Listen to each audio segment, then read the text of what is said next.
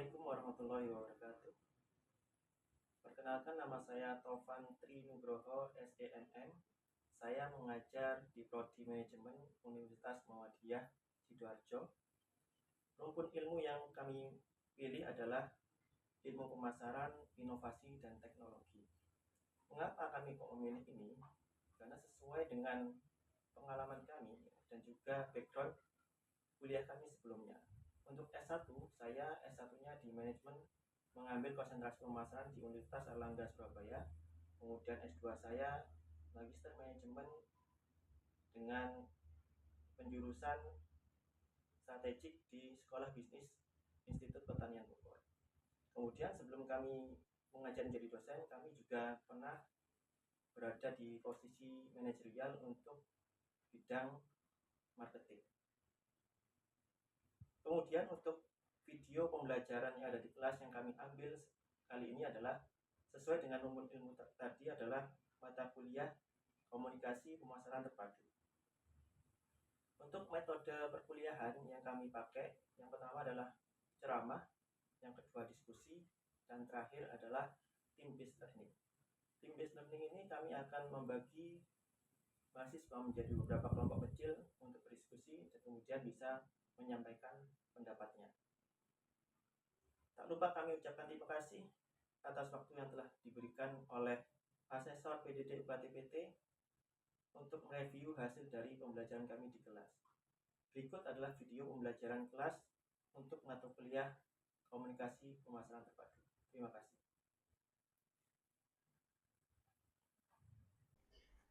Assalamualaikum warahmatullahi wabarakatuh. Waalaikumsalam warahmatullahi wabarakatuh. Alhamdulillah, bismillah, wala haula wala quwwata illa billah. Syukurlah kepada Allah karena kita kembali hari ini untuk sama-sama hadir pada pertemuan terakhir kita ya untuk mata kuliah komunikasi pemasaran terpadu ya. Nah, hari ini kita akan mereview hasil dari belajar kita sebelumnya setelah UTS sampai dengan sekarang.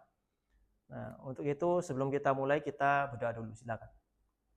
Allahumma la sahla illa ma ja'altahu sahla wa taj'alul hasana idza syi'ta sahla subhanaka la ilma lana illa ma 'allamtana innaka antal hakim rabbi zidni warzuqni fahma. Baik. Jadi kita setelah UTS itu adalah membahas tentang digital marketing dan juga legacy media atau media tradisional ya. Nah, di situ ya kita kemarin baru mendapatkan potongan-potongannya ya. Bagaimana di digital marketing, bagaimana di legacy media atau media tradisional ya. Sekarang kita akan coba mixkan ya. Bagaimana supaya ketika kita punya perusahaan ya atau kita kerja di suatu perusahaan atau apapun itu ya, kemudian kita bisa mengoptimalkan iklan kita ya atau ads kita ya nanti ke depannya gitu. Nah, kali ini saya akan mengambil judulnya adalah ekosistem media terintegrasi ya atau omnichannel ya. Strategi omnichannel di era digital dan konvensional ya. Jadi omnichannel itu adalah lebih dari satu channel ya, tidak hanya digital aja atau tradisional aja ya atau konvensional aja, tapi bisa jadi dua-duanya atau bahkan banyak saluran gitu. Nah, di sini kita mulai dengan yang pertama adalah jenis-jenis dari media itu sendiri ya. Jadi media itu sendiri ada yang pertama adalah ada paid media ya atau media yang berbayar ya. Nah, kemudian yang kedua ada own media atau media miliknya dia sendiri ya. Nah, kamu sendiri punya medianya ya. Atau share media atau media berbagi ya. Nah, karena ini sifatnya adalah review ya. Bisa minta tolong dijelaskan apa contoh dari masing-masing ini? Silakan. Ya, silakan. Nama, sebutkan nama. Ya, nama saya Faulia, ingin menjawab setahu saya ya Pak, kalau Ya. media berbayar itu contohnya seperti iklan media sosial, iklan televisi dan radio, ada juga iklan billboard. Nah, kalau yang milik sendiri itu contohnya website perusahaan, blog dan aplikasi mobile, lalu ada video produksi perusahaan. Nah, kalau yang media bersama itu seperti media sosial, konten buatan konsumen, dan juga ada forum dan komunitas online. Iya, betul ya.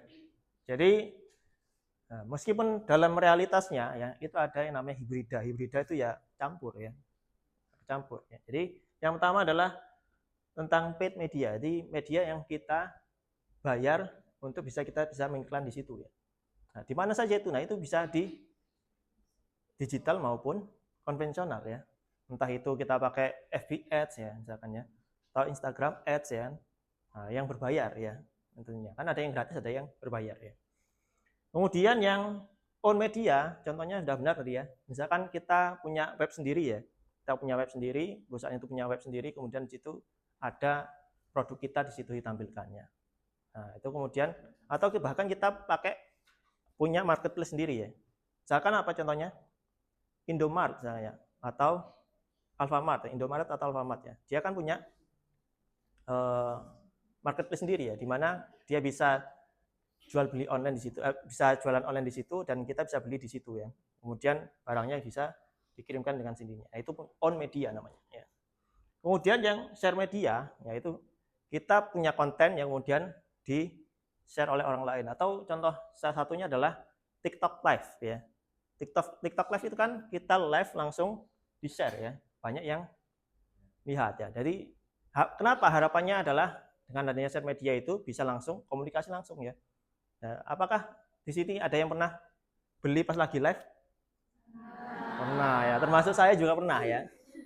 Kenapa ya? Waktu itu saya beli jas ya. Karena kan saya nggak tahu ya apa namanya ukurannya itu bagaimana. Saya tinggal ditanya aja ya tingginya berapa ya. Kemudian apa lupa saya. Kemudian dikasih saran pakai ukuran ini. Karena masing-masing ukuran itu setiap toko itu bisa beda ya. Ada L itu seberapa ya, yang lainnya L itu sudah besar gitu misalnya. Nah, itu lebih memudahkan konsumen.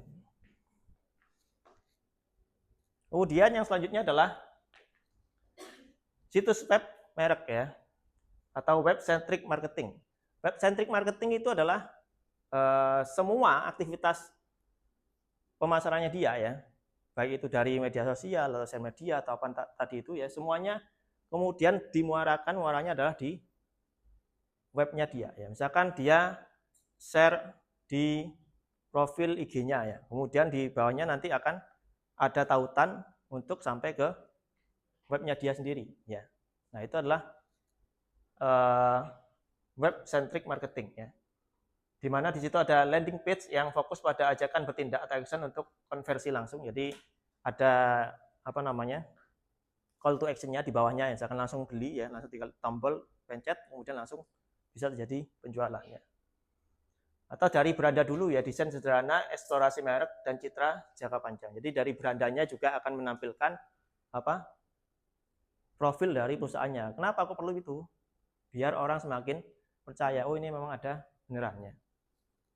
Nah, itu bisa kita linkkan dengan misalnya media sosial ya, aplikasi seluler misalkan kalian main Mobile Legends misalnya ya, itu kan ada kadang iklannya ya, iklan kemudian bisa dapat poin misalkan. Nah, itu adalah contoh web centric marketing.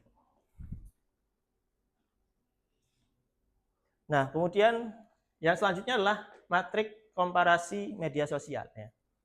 Nah, di sini ada Facebook, Instagram, YouTube dan TikTok ya. Nah, kalau teman-teman di sini lebih pilih mana? Oh, ada yang TikTok, ada yang Instagram. Coba yang Facebook siapa? Luan, saya sendiri ya Facebook. Ya, apa namanya, kaum milenial tuh kebanyakan di Facebook ya mainnya ya. Nah, makanya ini kalau di Instagram siapa, coba angkat tangan yang lebih prefer Instagram ya. TikTok, coba TikTok. Wih, banyak TikTok ya nyata ya. Pantesan aku nggak terkenal ya gara-gara nggak main TikTok ya. Ya karena saya tidak main TikTok, jadi TikTok pun tidak ada di HP saya ya. Jadi kalau apa namanya nge-share TikTok saya nggak bisa buka biasanya kadang ya, karena nggak punya akunnya ya. Nah gitu. Jadi, nah ini juga memudahkan kita ya. Jadi kenapa kita bisa kita perlu seperti ini ya? Karena kita nanti akan bisa tahu target market kita itu siapa sih ya. Misalkan Gen apa ini ya? Oh, Gen Z ya. Gen Z ya. Nah kita lihat aktivitas Gen Z itu kalau di media sosial paling banyak yang mana? Misalkan di TikTok tadi ya. Maka wajib hukumnya perusahaan punya TikTok ya. Nah, kalau memang target marketnya adalah Gen Z ya.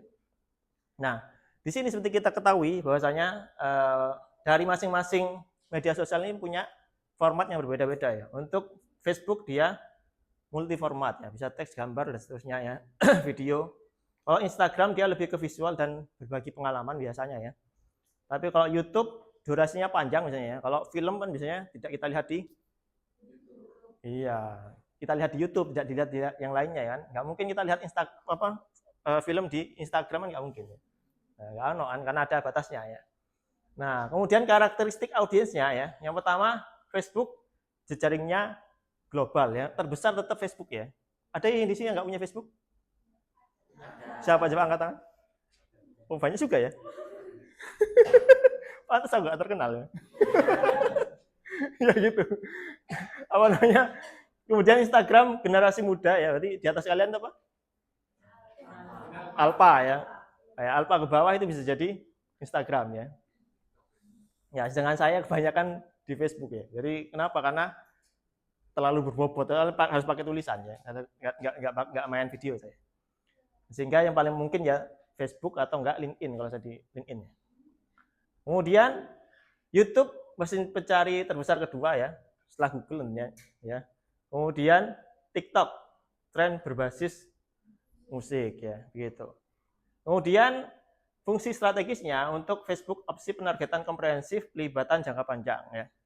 Sedangkan Instagram kontennya harus original, kemudian tanggapannya spontan ya biasanya langsung aja ya dia itu. Kalau YouTube itu untuk hiburan saja, sedangkan untuk TikTok umpan personalisasi dan viralitas tinggi ya. Kenapa? Kok bisa begitu? Bisa gampang viral di TikTok itu? Ya ini karena karakteristiknya ya, karakteristik penggunanya ya. Kalau milenial ke atas ya malas itu nge-share ya. Nge-share itu malas ya. Jadi tidak seheboh Gen Z ya. Gen Z itu sidik-sidik langsung share ya. Nah, itu makanya TikTok kan sesuai dengan ininya target marketnya ya. Sehingga TikTok lebih banyak yang viral. Kemudian pilar media konvensional ya. Di sini ada televisi, radio, cetak dan luar ruangan ya. Atau apa contohnya? Billboard ya. Itu. Nah, kalau televisi meliputi siaran udara, broadcast via menara transmisi, televisi kabel dan satelit, mendominasi jangkauan massal nasional. Jadi yang paling besar memang televisi ya. Jadi meskipun pusatnya ada di Jakarta, tapi di mana bisa ya. Berbeda dengan radio ya. Kalau radio biasanya pemancarnya itu tidak terlalu luas. Ini jangkauannya ya. Ya, jangkauannya tidak terlalu luas. Kemudian kalau cetak siapa yang sekarang lihat Jawa Pos misalkan sini cetak ya? Ya ada ya, mereka ada ya. Ya, majalah menawarkan selektivitas gaya hidup yang tinggi. Koran memiliki jangkauan lokal yang kuat namun mulai menurun ya. Jadi dia sudah mulai menurun ya. Dulu itu mungkin orang-orang tua kita atau mbah-mbahmu ya. Nah itu pagi-pagi ngopi sama baca koran ya. Sekarang nggak ada ya. Tangi turu bangun tidur langsung HP ya. Semuanya di HP ya. Gitu. Kemudian di luar ruangan ya. Di tempat transit bis atau kereta api ya. Umsida pernah membuat suatu iklan di kereta api ya, Gubeng ya. Lihat juga ya. Saya tahunya dari istri saya soalnya. Jadi saya lihat dulu di foto ya. Oh alah, Umsida iklannya di Gubeng gitu ya. Iya ya. Nah begitu ya. Jadi itu contohnya atau lewat papan reklame, billboard misalkan ya, dan tampilan fasilitas lainnya ya. Media pengingat visual bukan pesan panjang. Jadi kalau untuk ditaruh di tempat-tempat seperti itu ya harus yang visualnya aja ya, yang ditonjolkan. Kenapa? Karena biasanya orang cuma lewat aja, nggak mungkin kan tulisan cilik terus kamu baca mandek lah malahnya. Di bel pengliane ya nabrak malahnya. Sehingga fokusnya adalah visual ya.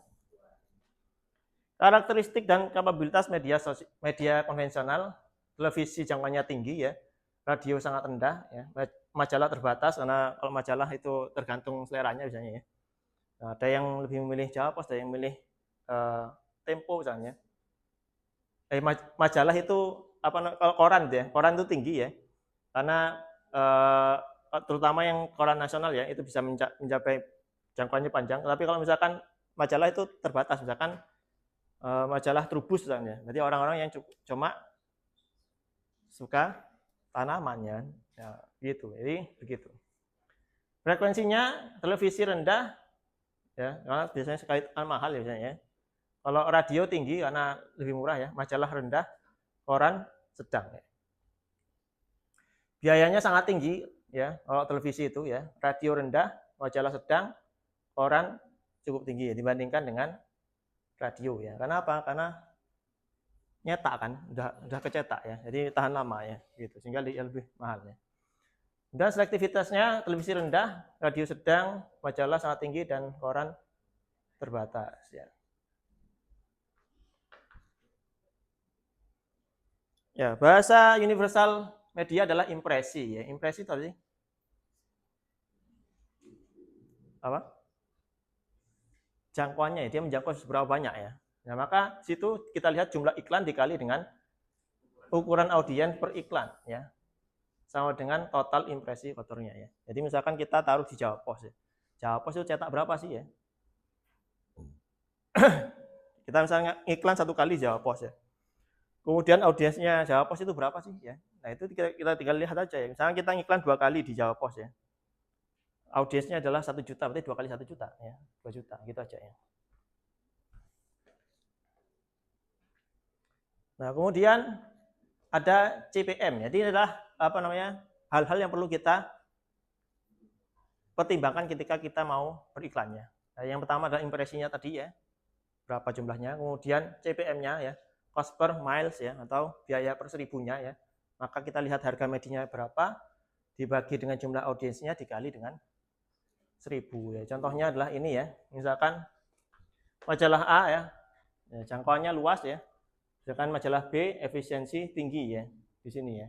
Kenapa kok begitu ya? Dengan harganya segini ya, $290.950 dengan dibagi dengan totalnya yang lihat adalah 3150 juta ya. Kemudian dikali dengan 1000 ya. Maka CPM-nya cost per miles-nya adalah $92 ya.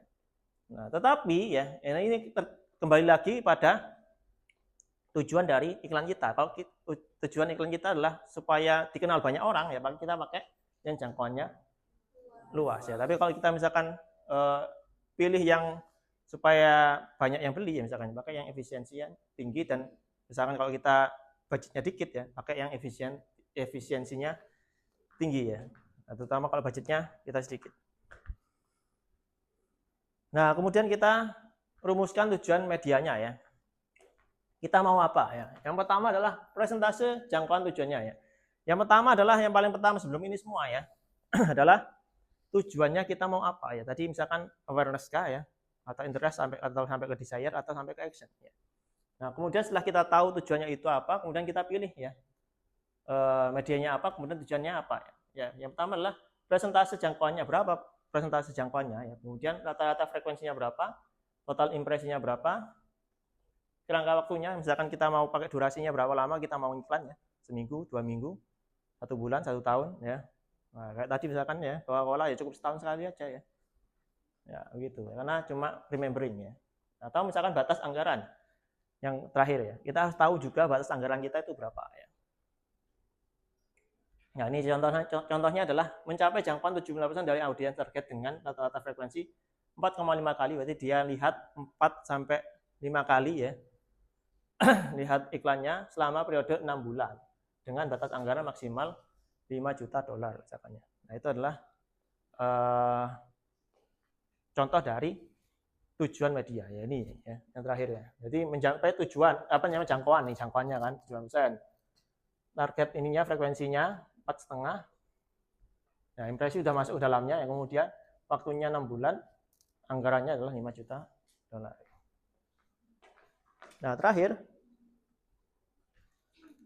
sintesisnya adalah lembar kerja media master ya. Ini menyatukan antara 3M, yaitu month, media, dan money ya. Month itu berapa lamanya ya, berapa bulan atau berapa lamanya, kemudian medianya apa ya, dan berapa anggarannya ya.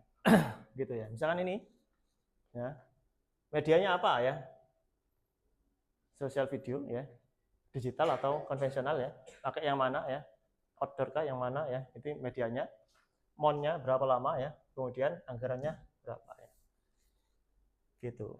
Sehingga apa, Anggaran kampanye tingkat ahli tidak memaksimalkan digital dan konvensional dalam ruang isolasi. Keduanya dievaluasi secara berdampingan dengan menggunakan metrik efisiensi universal CPM dan kompresi ya, untuk merakit teka-teki jangkauan dan frekuensinya. Jadi mana kira-kira dari digital ataupun konvensional itu yang paling cocok misalkan untuk itu ya. Maka salah satunya pakai ini. Baik, terakhir silakan ini dibagi menjadi 5 kelompok ya, atau 4 kelompok aja ya, 4 kelompok. Kemudian kita ke studi kasus. Silakan. Baik, tadi setelah kita bagi menjadi 4 kelompok, sudah membuat namanya diskusi untuk membuat suatu perencanaan media ya.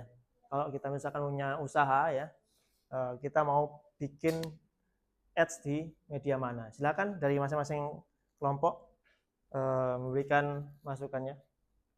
Dimulai dari kelompok ini dulu. 1, 2, 3, 4 ya. Silakan, siapa ini? Ya, berdiri aja.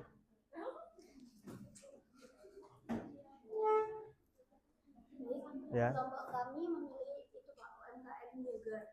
Ya. Nah, itu kami memilih media digital.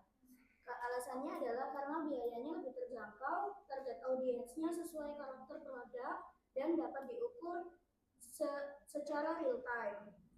Nah, kita menggunakan sosial video melalui platform seperti Instagram dan TikTok, dijalankan sepanjang tahun dengan anggaran 3 juta per tahun. Oke. Ya. Terus? Lalu ada retargeting ads, itu di marketplace hanya dijalankan pada Q2 sampai Q3 dengan anggaran lebih kecil, yakni 1.500.000, karena fungsinya bukan menjangkau audiens baru, melainkan mengingatkan kembali ke calon pembeli yang sudah sempat melihat produk tapi belum sempat membeli. Oh baik, kasih plus buat nomor 1. Nomor 2 silakan. Siapa? Ayo, siapa?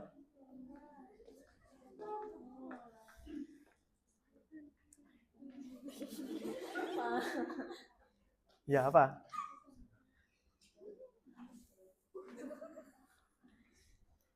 Nah, saya di sini itu menggunakan UMKM tas. Nah, UMKM ini tuh saya menggunakan TikTok Ads. Kenapa? Karena biar banyak menjangkau. Oh gitu ya. Oke, terus? Ya. Baru ya ini ya UMKM-nya? Apa? Baru. Baru. Oh baru, ya. Terus? Itu biar banyak yang tahu dulu. Itu menggunakan anggaran iklannya itu 50.000 setiap video. Nah, ini tuh saya menggunakan ini itu Q1 sampai Q4. Sudah? Berapa? 50.000 per apa itu? Per video. Berapa lama? Ya, lanjut. Yang kelompok 3, kasih plus dulu untuk kelompok 2. Kelompok 3 sekarang.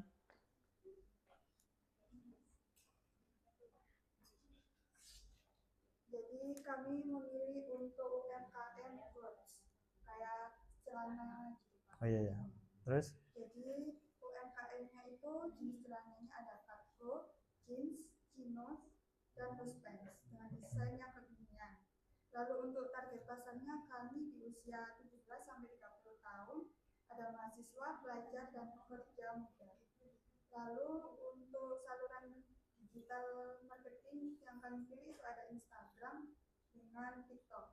Alasannya kalau Instagram itu lebih cocok dengan usia kami yang target pasarnya ada agensi.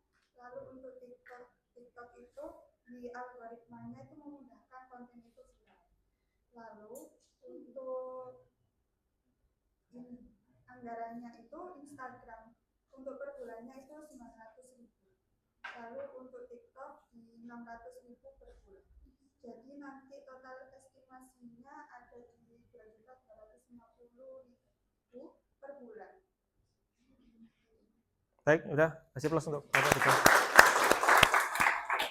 Kelompok 4 terakhir.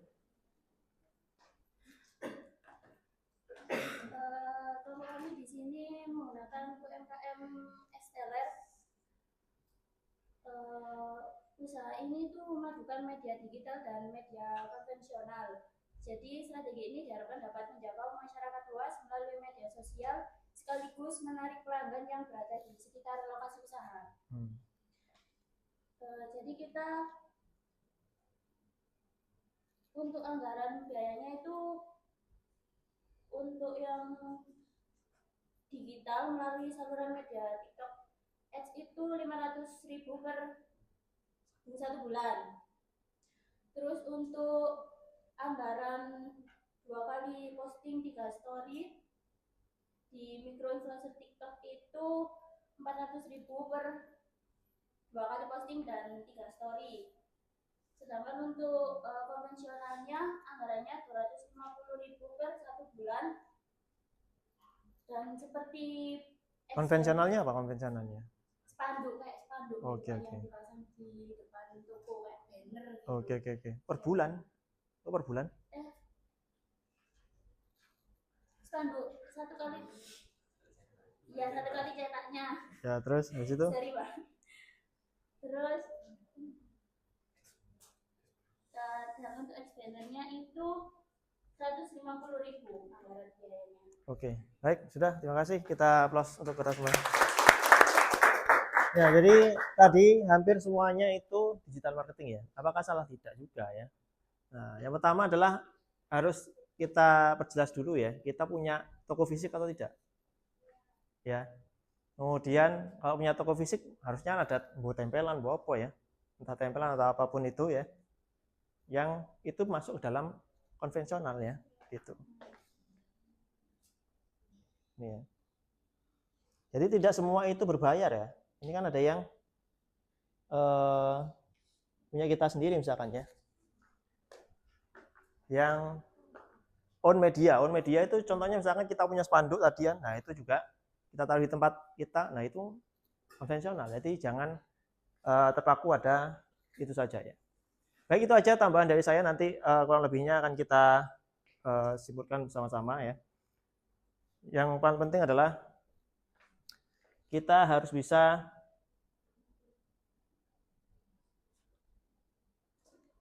konsisten ya, harus konsisten. Tidak hanya untuk beriklan tapi untuk setiap bentuk media konvensional maupun digital. Maksudnya konsisten adalah apa yang kita omongkan di dalam iklan kita itu harus sama dengan yang aslinya ya.